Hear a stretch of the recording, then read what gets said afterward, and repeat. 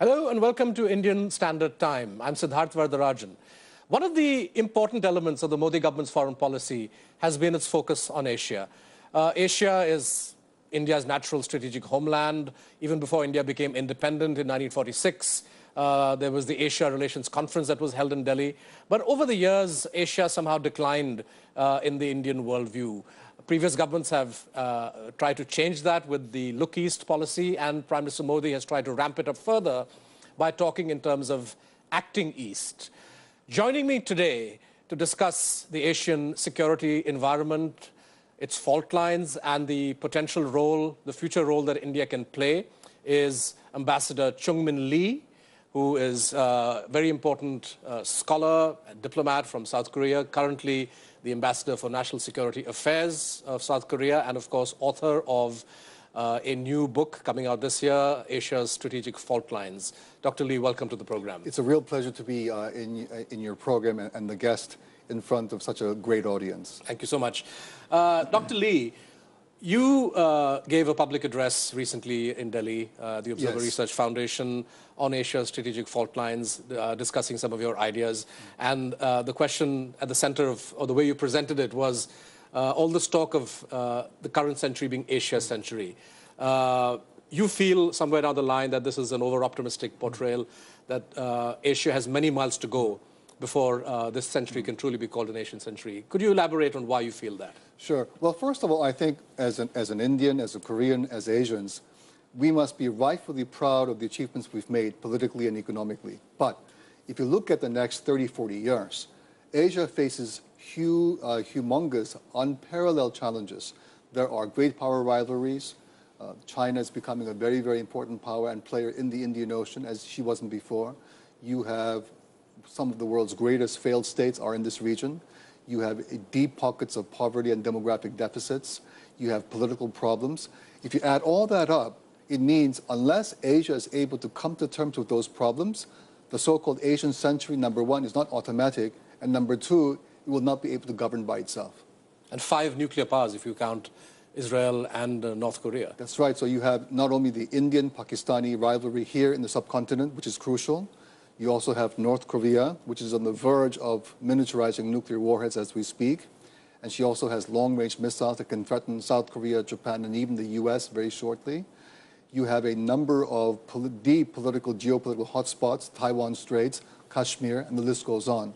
So obviously, it's not just a nuclear problem, it's a combination of all these problems.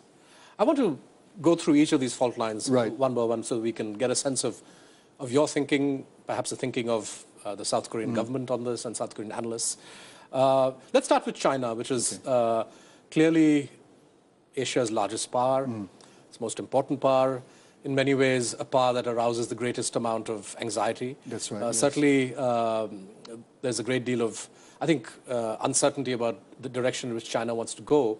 We've seen over the last 3 or 4 years somewhat of a shift in Chinese policy, which I would describe in the following way, that we've seen an accentuation of their territorial disputes with half a dozen Asian neighbors. That's right, yes. Simultaneously. It's almost as if the Chinese side is spoiling for a fight or spoiling for, it's trying to muddy the waters. What explains this? I mean, the simultaneous accentuation of territorial disputes with Japan, with the ASEAN countries over the South China Sea, with India, even with the ROK, if you take Socotra Rock issue. Right. Well, that's a very good question because, number one, if you look at China's defense spending over the last 15 years, it shows you that the PLA is on their great leap forward.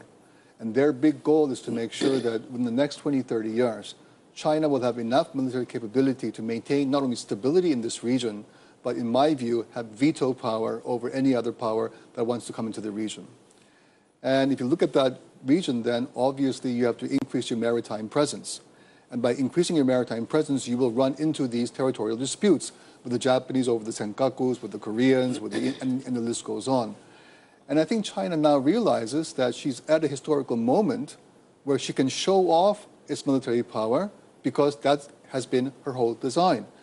Over the last 15 years, as Deng Xiaoping said, hide your true goals until China has grown economically, But I think the leadership believes very strongly that China is now strong enough, capable enough, and now it's time to show the world who we really are. Paradoxically, this Chinese approach of sharpening its differences with its neighbors is accomplishing the one thing that the Chinese say they steadfastly oppose, which is this idea of encircling China. I mean, we've seen how Japan, South Korea, India, Vietnam, countries that have now renewed anxieties over what China is trying to do, have felt the need to reach out to each other. Weren't the Chinese aware that this is going to be one of the consequences of their actions? That is such a great question, because if you look at the fact that China shares borders with 14 countries, and the good thing about Chinese foreign policy, not one of those countries is an adversary of China. But the limitations of Chinese foreign policy, not one of those countries are a natural friend. And so from that perspective, China really needs... How would you define a natural friend? For example, if India is in trouble, who will you call? You have many friends around the world, right? If you ask China, who's your best friend? Well, maybe Russia, maybe Pakistan, maybe North Korea. Well, those are all assets from their perspective, but they're also liabilities from the broader world. But going back to your central question, in 2010, for example, the North Koreans destroyed one of our naval corvettes. 46 sailors died. In December of that year, for the first time, the North Koreans bombed one of our islands. And the Chinese perspective at that time was basically, look, this happened, we don't really know why, but we're keeping a neutral stance. At the same time, when the US and the Koreans reacted with their own exercises, the Chinese got very upset. As a result, the Korean perception of China has changed. Japanese perceptions have changed. Indian views have changed. What has happened? All the other major countries surrounding China throughout the Asian littorals are now realizing you have to really band together, not to contain China, that's impossible. But we should at least tell the Chinese, you're not the only one in the bloc. Would you include middle powers like Indonesia or Malaysia? Absolutely. Especially Vietnam and Indonesia. If you look at ASEAN, if you look at the opinion polls, every single major Southeast Asian country is feeling anxious over China. At the same time, every single American ally trades more with China than with the US. Right. So China has leverage much more than the former Soviet Union, but the key issue is politically, all Asian countries are feeling that pressure from China. I'd like to drill deeper on the Korean Peninsula issue, the North Korea, DPRK, and specifically Chinese attitudes towards North Korea. China, it is said, has played a somewhat constructive role in the six-party talks with the North Koreans. Some analysts credit Beijing with being able to restrain Pyongyang to a certain extent. At the same time, there is a perception that the Chinese side is perhaps running with the hare, hunting with the hounds. That's right. How would you assess, as a South Korean official, where China stands? Do you think the Chinese have leverage that they don't use with the Kim Jong-un government, or are they as helpless in many ways as other big powers? I think that really depends on the issue that we're talking about. The fact that China is the DPRK's largest provider of economic assistance, we all know. And so she provides energy and food to North Korea and is a vital pipeline for North Korea's entry into the global system. Having said that, I think the Chinese realize that over the longer term, North Korea is more of a liability than an asset. And why is that? Well, for example, if you look at the future of the Korean Peninsula, it's not with North Korea, but South Korea. South Korea's trade with China is over $300 billion. We have just signed an FTA with the Chinese. More Chinese come to South Korea as tourists than ever before. 70,000 Koreans study in China every single year. 70,000. So that number of interaction just goes beyond whatever the North Koreans have with the Chinese. But the key issue is political. They believe they owe North Korea allegiance and loyalty because of their history, and we understand that. But over the longer term, once you want to reunify the Korean Peninsula, the key is, who do you want to see in charge of the Korean Peninsula? A South Korea that is friendlier towards China, or a North Korea that controls the peninsula? And I think the answer is quite clear. Well, on the assumption that any reunified Korea would be essentially an extension of South Korea, or ROK, would you say that the Chinese and the Japanese both share apprehensions about Korean reunification, even if it occurs, as we would all imagine and hope, in the benign form that the extension of ROK would take? That's a very good question. I think officially all governments in the six-party talks support a unified Korea without foreign intervention. And we believe that at some point in time, hopefully unification will occur without any bloodshed in a peaceful way, and it'll be, as you said, an extension of South Korea. And what do the Chinese want out of this, or the Japanese? Number one, a Korean peninsula that is free of nuclear weapons. The moment the Korean peninsula has nuclear weapons, the moment it will be targeted by the Chinese, Russians, and other powers. We cannot compete with them. So for our security, we do not want nuclear weapons, period. Right. Let's make it very clear. Number two, no weapons that are strategic offensive systems, so that it will basically be a threat to the regional powers. So you will have a very strong, robust defensive army, but not really longer-term strategic capabilities. Number three, the foreign policy must be a little bit more balanced. Obviously, we are very close with the Americans now. I see no change in that policy happening at all. But over the longer term, once Korea is unified, we will have closer ties with the Chinese. That's just a matter of Would there time. be any rationale? I mean, I know we're sort of crystal gazing here, stargazing, but right. Would there be any rationale to have American military presence in ROK once Korea is reunified? That's something that I think the leadership at that point will have to decide. And I think if you look at the ground force structure, the fact that you have 28,000 troops in South Korea today in defense, a common defense against North Korea, once Korea is unified under our auspices, I think the rationale for maintaining ground troops will be a lot lower than it is today. But at that point, they will figure out exactly what type of an arrangement we will have with our American allies, and also what type of a security platform we'll have with the Chinese. Ambassador Lee, let's turn to Japan now. One of the factors which have, in a way, muddied the waters, apart from uncertainty about China, is the outlook and orientation of the Shinzo Abe government. Right. I know that the South Korean government shares the apprehension of many Asian countries, including China, about for example, the reinterpretation of the Japanese constitution, I think Article 9 that the Abe government has done. That's right. What's your sense of where this greater nationalism in Japan is going to take Tokyo? You know, I want to share this view with your Indian viewers all over India, and of course outside India as well. World War II ended 70 years ago, but did real peace come to Asia? I think not really. And the reason is because I think the Japanese, as much as they are a democracy and a contributor to the UN system, have not really understood deep inside the pain they've inflicted on many Asian states. So the issue of the sexual slavery, these are grandmothers in their late 80s, early 90s, some 50 of them who are still alive. The fact that you had slave laborers working in Japanese camps. And so the fact that you had medical experiments on live human beings, including American prisoners of war. These are atrocious, basically acts against humanity. And so what we are really saying is, look, we don't want the Japanese to say, okay, we accept responsibility and let's go on. We want you to tell us it is time to really lay the path so that all of us can work together to build a common Asia. But every single time Mr. Abe comes out with a statement, he says, look, we realize we made mistakes in the war, but at the same time, we have to honor the dead in the Japanese war machine. And he has watered down all these resolutions so that from our perspective, and China's, for example, the Japanese are not really sincere in their apologies. I completely agree with you, but let me play devil's advocate for a minute.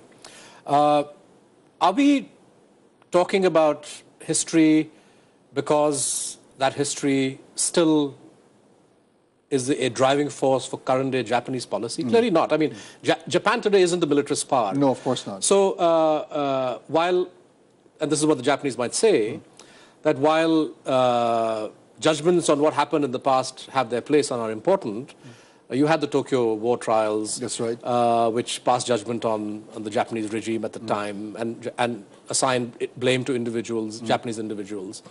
So even if Japan and South Korea, or Japan and China disagree about questions of history, are they really that important? For example, would that be? It's clearly not a determinant of Japanese policy today. Or do you think that there are elements of continuity in Japanese policy? I think Japan is a democracy. I think Mr. Abe, although he wants a so-called normal country, a Japan that is normal in military and security aspects, I think everybody realizes that Japan has legitimate security concerns, especially with the rise of China and the fact that they take North Korea's threats also very, very seriously. Right. But my whole point is this. If you want a strong Japan militarily and security-wise, what do you need? you need the acquiescence and support and understanding of your Asian neighbors. And the only way you will get that is by coming clean on history. So for Japan's longer-term strategic interests, I tell them, come clean on history. That way Asians will say Japan has legitimate interests. And from the U.S. perspective, as the New York Times editorialized just yesterday, Mr. Abe must show the world she is able to work with the legacies of history. That way the U.S. will have a great partner in Asia. So let me put it this way. If Japan were to embrace, or if the Abe government were to embrace the kind of understanding of history that the rest of us in Asia... Or especially Merkel's Germany, for example, has. Right, exactly. And were to, in a way, make a clean break with the past. That's right. South Korea would be more comfortable with Japan playing an expanded military and strategic role in Asia? I think there will still be reservations, to be quite honest. So your reservations over the reinterpretation of the Japanese constitution would still remain, right? Yes. Yeah. However, I think if the Japanese were able to reconcile history with us and with the Chinese, but especially with us, I think the Korean perspective will be, okay, let's begin to talk. What areas can we cooperate on mutual security concerns? For example, beginning of this year, we signed a trilateral intelligence information sharing agreement on the North Korean threat between the U.S., Japan, and Korea. So that was one small but very important step forward. So there are areas where we will cooperate. And as I said, on humanitarian assistance, on UNPKO operations, on regional stability, on SNR missions, there are roles the SDF can play. And we understand that. But that type of assurance will come and will be much greater if we are able to walk a common path on history. Let's look at South Korea-China relations a bit more deeply. I know that Seoul protested the declaration of the ADIZ. That's right, yes. The Air Defense Identification Zone by the Chinese, I think in 2010. Yes. That zone... 2013. 2013, I'm sorry. Yeah. That zone essentially covered or overlapped with areas that That's right. South Korea includes as part of its territorial seas, as it were, or exclusive economic zone, specifically the so-called Socotra Rock. I know you protested at the time. Yes. But both sides have been careful, both President Park and President Xi have been careful to not allow this to escalate. That's right. How important is the territorial question with China? Clearly, it doesn't have the same salience as Japan. No, because I think the Chinese realize that they have territorial disputes, as we said earlier, with almost every major Asian country, and Korea is just one of them.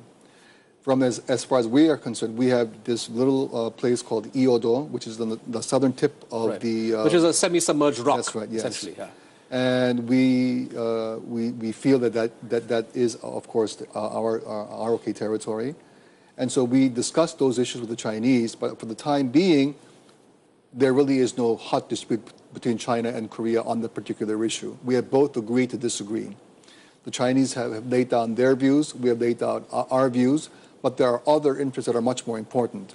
The other major issue that we have had contention with is the so-called Western Sea. And there, the demarcation line is with the North Koreans, but there's also a fisheries problem with the Chinese. Okay.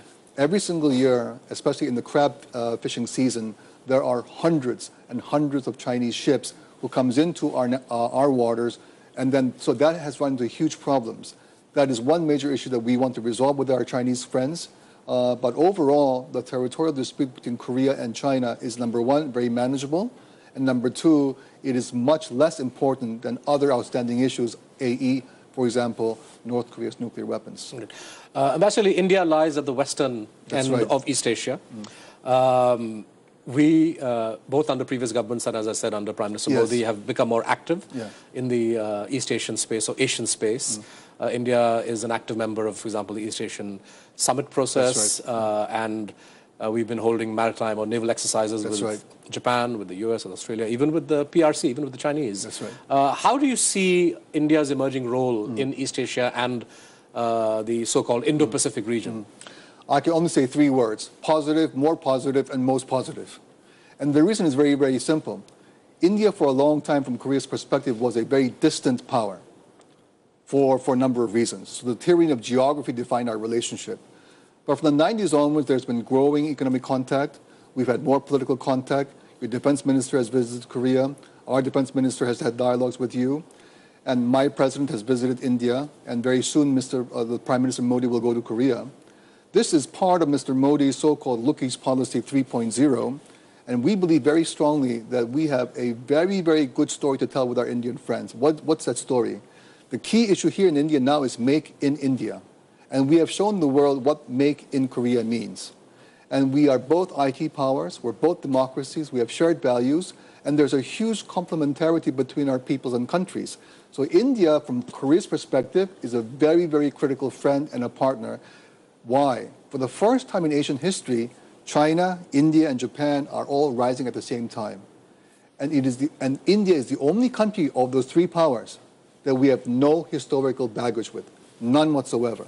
So in that sense, India is a very natural partner and a very natural friend. As India moves to cement its relations with Japan, with Australia, with Yes. South Korea, With ASEAN countries. with ASEAN countries, and with the US. I mean, we saw during President Obama's visit That's right. to India in January this very important document on the strategic vision for the Asia-Pacific region Yes. issued.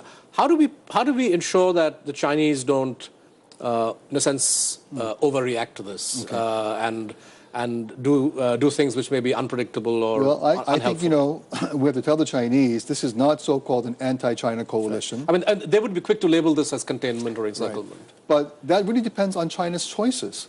And I think this is what we have to tell our Chinese friends. China is now so powerful that whatever choice she makes resonates not only in the region but in the world. So Chinese choices, by extension, has world implications, which will mean that China and other powers must react. That's only natural, isn't it? China reacts to what the US and the Russians do. Why doesn't she expect India and Japan to react to Chinese actions? So first of all, that's number one. Number two, we have shared values. India, Japan, Korea, Australia, Indonesia are all democracies. And that is a very powerful voice which China will never have unless she democratizes. So democracies have very different values. And that's something that I think China has to understand. We want to be friends with India not because we want to use India as leverage against the Chinese, Right. but because of intrinsic interest between Seoul and Delhi. That is something that our Chinese friends must understand. Why? We feel much more comfortable, that's the key issue, with India than with, for example, the PRC.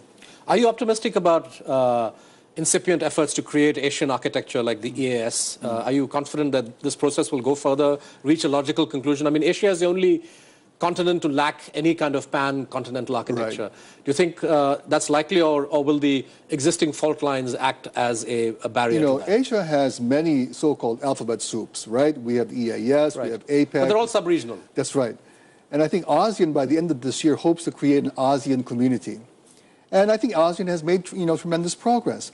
But will ASEAN be able to resolve these hardcore security problems? And the answer is not really. It's not designed for that.